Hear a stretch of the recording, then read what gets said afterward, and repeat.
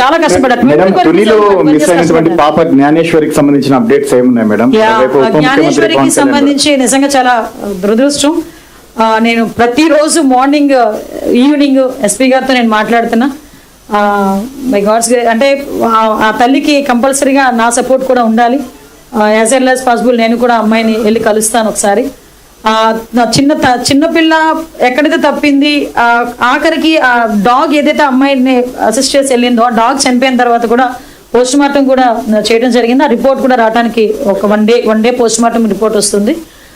ఓవరాల్గా చెప్పాలంటే కొన్ని టీంలు ఎన్డీఆర్ఎఫ్ టీంలు కూడా ఒకవేళ ఇన్ కేసు ఎక్కడైనా అడవుల మధ్యలో ఉండిపోయిందా, లేకపోతే ఎక్కడైనా ఏదైనా అన్ఫార్చునేట్ థింగ్ ఏదైనా జరిగిందా, దాని గురించి కూడా ఆ యాంగిల్లో కూడా పనిచేస్తున్నారు. ఎన్డీఆర్ఎఫ్ టీం అక్కడే ఉంది, టీమ్స్ ఏర్పాటు చేసాం. ఫారెస్ట్ డిపార్ట్మెంట్ వాళ్ళు ఉన్నారు, ఎస్డీఆర్ఎఫ్ టీం వాళ్ళు ఉన్నారు, మా పోలీస్ టీం పనిచేస్తుంది. 24/7 ఆ పాప ప్రాణంతో దొరకాలి అని ఈరోజు మనం అందరం కూడా కోరుకుంటున్నాం కూడా. దిగుబడుతున్న తరుణంలో యాజ్ ఏ హోమ్ మినిస్టర్గా ఈ 2 సంవత్సరాల కాలంలో పోలీస్ డిపార్ట్మెంట్లో తీసుకొచ్చిన కొత్త పరిణామాలు కానీ, అదేవిధంగా ఒక సక్సెస్ స్టోరీస్ కానీ, అట్ ద సేమ్ టైం మేము ఏదైతే ఇంప్లిమెంట్ చేస్తున్నామో లా అండ్ ఆర్డర్ కంట్రోల్ విషయంలో కానీ, ఈరోజు రాష్ట్రం సుభిక్షంగా ఉండాలి అంటే, రాష్ట్రానికి పరిశ్రమలు పెట్టుబడులు రావాలి అన్న ఆ రాష్ట్రం తాలూకా లా అండ్ ఆర్డర్ని బేస్ చేసుకుని ఉంటుందన్న సంగతి తెలిసిన వ్యక్తిగా గౌరవ ముఖ్యమంత్రి గారు ఎన్డీఏ కూటమి గవర్నమెంట్ వచ్చిన తర్వాత ప్రత్యేకంగా పోలీస్ డిపార్ట్మెంట్ మీద దృష్టి పెట్టి అనేకమైన ప్రక్షాళన చేసి ఈ రోజుకి కూడా ఈ 2 సంవత్సరాల కాలంలో లా అండ్ ఆర్డర్ విషయంలో ఎంత పక్కాగా ఉన్నామనేది చెప్పడానికి నిదర్శనం ఈరోజు మన రాష్ట్రానికి వస్తున్న పెట్టుబడులు పరిశ్రమలే ఒక నిదర్శనంగా మనం అందరూ కూడా చెప్పొచ్చు. ఎందుకంటే ఒక పెట్టుబడిదారుడికి ఇక్కడికి రావాలి, ఇక్కడ పెట్టుబడి పెట్టాలంటే ఒక నమ్మకం కలగాలి. ఒక పరిశ్రమ ఇక్కడ తీసుకొచ్చుకొని అతను ఆ పరిశ్రమ నడిపించాలంటే ఒక నమ్మకం కలగాలి. అదేవిధంగా మిగతా రాష్ట్రాల నుంచి ఇక్కడికి వచ్చి చదువుకోవాలి అన్నా కూడా ఒక భరోసా ఉండాలి. వీటన్నిటికీ కూడా ప్రధాన బేస్ ఏదంటే పోలీస్ డిపార్ట్మెంట్ తాలూకా వ్యవహార శైలి, at the same time law and order implementation. Last 5 సంవత్సరాలు అంటే 2019 నుంచి 24 వరకు పోలీస్ డిపార్ట్మెంట్ అంటే ఎలా అయిపోయిందంటే ఏదో ప్రతిపక్షాలు ఇళ్ల దగ్గర కాపలా కాయడానికో, లేకపోతే ఎక్స్ సీఎం వెళ్ళేటప్పుడు పరదాలు కట్టడానికి పరదాలు పట్టుకుని నుంచోడానికో, లేకపోతే అక్రమ అరెస్టులు చేయటానికో, లేకపోతే వాళ్ళు ఏం చెప్తే అది చేయటానికి తప్పించి వాళ్ళకి స్వయంగా వాళ్ళ చిత్తశుద్ధితో వాళ్ళు వేసుకున్న కాకి చొక్కాకి గౌరవం ఇచ్చేటట్టు పనిచేసే పరిస్థితి కనిపించలేదు. కానీ మేము ఎన్డీఏ కూటమి గవర్నమెంట్ అధికారంలోకి వచ్చిన తర్వాత అటువంటి విధ్వంస పాలనకి చరమగీతం పాడాలి. పోలీస్ డిపార్ట్మెంట్ వాళ్ళు ప్రజలకి సేవ చేయాలి, ప్రజలకి న్యాయం చేయాలి. పోలీస్ డిపార్ట్మెంట్ అంటే అదొక పవర్ కాదు, పోలీస్ డిపార్ట్మెంట్ అంటే ఒక రెస్పాన్సిబిలిటీ, పోలీస్ డిపార్ట్మెంట్ అంటే ఒక రెస్పెక్ట్ అన్న ఉద్దేశంతో ఈరోజు మా పోలీస్ డిపార్ట్మెంట్ వాళ్ళు పనిచేస్తున్న తీరుకి నేను ఈ 2 సంవత్సరాల కాలంలో చేసిన ఈ పనితీరుకి నేను ఈ వేదిక మీద వాళ్ళందరినీ కూడా అభినందిస్తున్నా. ఎందుకంటే ఇది మాకు ఒక జవాబుదారీతనం. ఈరోజు 2 సంవత్సరాల తర్వాత మేము వచ్చి ఇది చేసామని చెప్పడానికి ఏ నాయకుడికైనా దమ్ము ఉండాలి. ఈరోజు 2 సంవత్సరాల పరిపాలనా కాలంలో ప్రతి శాఖ మంత్రి కూడా వచ్చి ఈరోజు మేము మా డిపార్ట్మెంట్లో ఇది చేసామని చెప్పి గర్వంగా చెప్పగలుగుతున్నాము అంటే గవర్నమెంట్కి ఈరోజు పబ్లిక్ మీద ఉన్న చిత్తశుద్ధి మీకు ఎలా ఉంటుందో మీ అందరికీ కూడా అర్థం అవ్వాలి. ఈరోజు మనందరికీ తెలుసు యాక్చువల్గా పోలీస్ డిపార్ట్మెంట్కి సంబంధించి ఈరోజు ఎన్డీఏ కూటమి గవర్నమెంట్ వచ్చిన తర్వాత దగ్గర మనం ఒకసారి మీకు పవర్ పాయింట్ ప్రెజెంటేషన్ కూడా ఉంది, ఒకసారి చూస్తే కనుక మన వాళ్ళు ఒకసారి పెట్టారా, పవర్ పాయింట్ పెట్టారా, ఒకసారి చూసుకోండి. ఒకసారి బేస్ చేసుకుంటే ఈరోజు మనకి సంబంధించి నేరాల సంఖ్య అంటే క్రైమ్ రేటు సుమారుగా 14.1% తగ్గింది ఈరోజు క్రైమ్ రేట్. అంటే ఓవరాల్గా 2022 నుంచి 24 వరకు నుంచి 2024 నుంచి 26 వరకు చూసుకుంటే దగ్గర 34,014 కేసులు తగ్గాయి.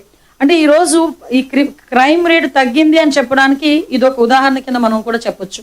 చాలా మంది చాలా రకాలుగా మాట్లాడతారు, కానీ ఈరోజు మా డిపార్ట్మెంట్ చేస్తున్న ఇన్వెస్టిగేషన్ పరిస్థితి కానీ, లేకపోతే ఈరోజు సీసీటీవీ కెమెరాస్ ద్వారా ఒక ఇన్విజిబుల్ పోలీసింగ్ చేయటం కానీ, డ్రోన్స్ని ఉపయోగించి టెక్నాలజీ బేస్ చేసుకొని ఈరోజు చేస్తున్న పోలీసింగ్ కానీ, ఇన్విజిబుల్ పోలీసింగ్ కానీ, విజిబుల్ పోలీసింగ్ కానీ ఈరోజు ప్రత్యక్షంగా ఈ 14% తగ్గేదానికి, క్రైమ్ రేట్ తగ్గేదానికి ఈరోజు ఉపయోగపడ్డాయని చెప్పడానికి నిజంగా మేమందరం కూడా గర్వపడాలి.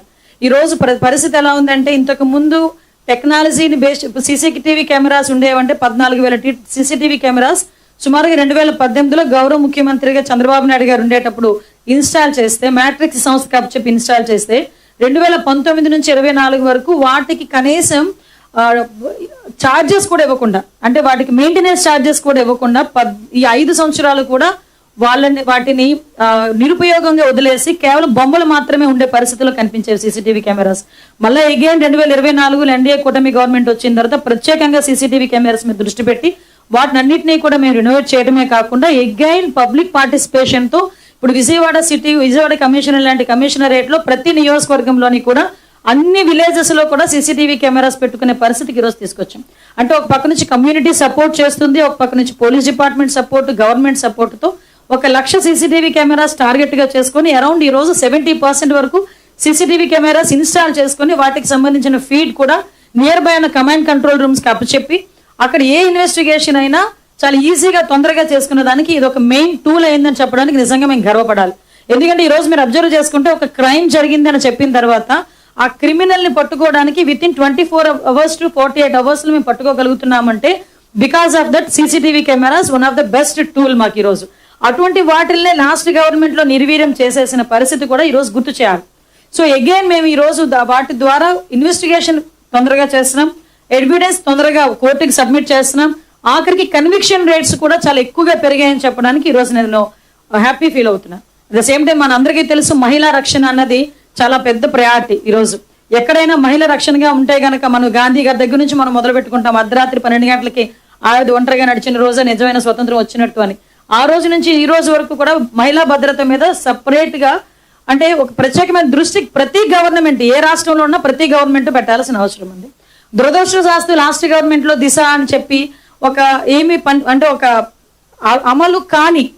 అమలు చెయ్యలేని ఒక చట్టాన్ని తీసుకొచ్చి చట్టం అని చెప్పి భ్రమించిన అంటే ప్రతి ఒక్కరిని కూడా ఒక భ్రమలో పెట్టిన పరిస్థితి కూడా గుర్తు చేయాలి.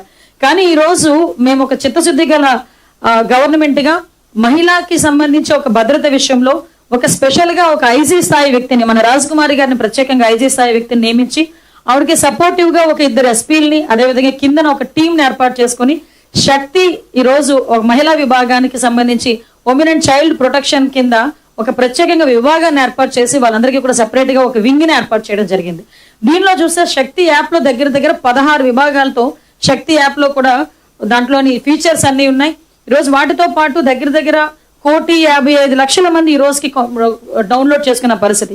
అంటే ఈ శక్తి యాప్ కే సంబంధించి కాకుండా శక్తి వాట్సాప్ నెంబర్ కూడా ఈ రోజు క్రియేట్ చేశాం.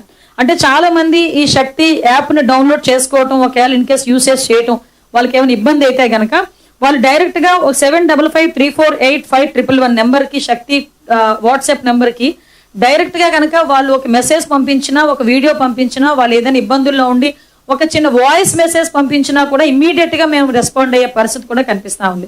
దానిలో భాగంగానే ఈ రోజు చూసుకుంటే ఈ మనకి SOS నుంచి 11,13,000 కాల్స్ వచ్చినాయి. అట్ ద సేమ్ టైం 112 సేవల ద్వారా 1.26 lakhs అత్యవసర కాల్స్ కూడా స్వీకరించబడినాయండి. వీటితో పాటు ఆపరేషన్ ట్రేస్ ఈ మహిళా విభాగం ప్రత్యేకంగా ప్రెస్టేజియస్ గా తీసుకుని ఆపరేషన్ ట్రేస్ అని చెప్పి ఒక ప్రత్యేకంగా ఒక డ్రైవ్ ని ఏర్పాటు చేసుకుని మా డీసీపీ గారి ఆధ్వర్యంలో ఒక డ్రైవ్ ని ఏర్పాటు చేసుకుని దగ్గర 8,396 మందిని విజయవంతంగా మేము గుర్తించి వాళ్ళ ఇళ్ళకి చేర్చడం జరిగింది. అంటే ఇందులో చిన్నారులు ఉన్నారు, ఇందులో పెద్దవాళ్ళు ఉన్నారు. వాళ్ళందరూ కూడా ఎక్కడైనా ఎటువంటి కిడ్నాప్ గురైనా లేకపోతే ఎక్కడైనా తప్పిపోయినా వీళ్ళందరినీ కూడా గుర్తించి ఆపరేషన్ ట్రేస్ ద్వారా 8,396 మందిని